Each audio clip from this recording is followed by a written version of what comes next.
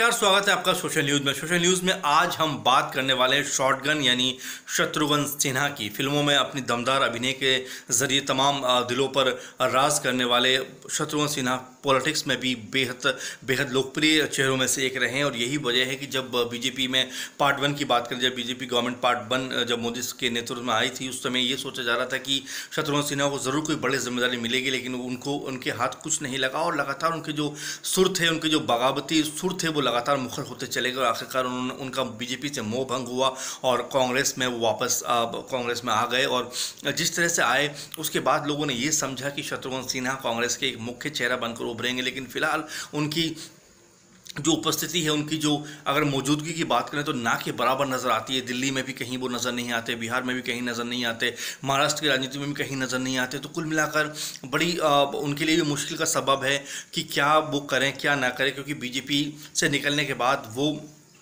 जिस तरह पटना साहिब से चुनाव हारे, उसके बाद उनकी जो राजनीति है वो लगातार उनका स्तर वो नहीं रहा जो पहले हुआ करता था। तो क्या एक बार फिर शत्रुघ्न सिन्हा की खामोशी कुछ और बयां कर रही, क्योंकि अगर बात करें सिद्धू जो खुद बीजेपी से उनका मोह भंग हुआ था, कांग्रेस में आए थे और ऐसा सुनने को मिल रहा है कि कांग्रेस से भी अब उनका मोह भंग होता हुआ नज़र आ रहा है और वो बहुत जल्द आम आदमी पार्टी में जा सकते हैं। यानी कि अगर बात करें 2022 की बात करें सिद्धू के लिए, लेकिन अगर बिहार इलेक्शन की बात करें तो बहुत जल्दी वहाँ पर हो सकता है साल के एंड में या अगले साल की शुरुआत में चुनाव हो जाएं।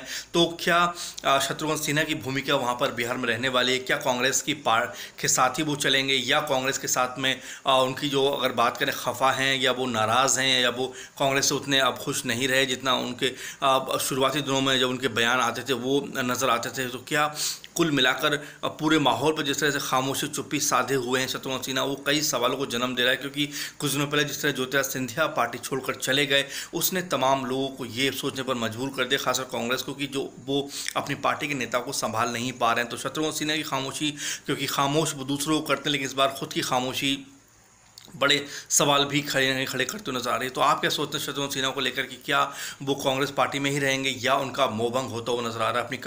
अपनी राय कमेंट बॉक्स में ज़रूर लिखकर भेजिए और जो है सोशल न्यूज़ को लगातार देखते रहिए। नमस्कार।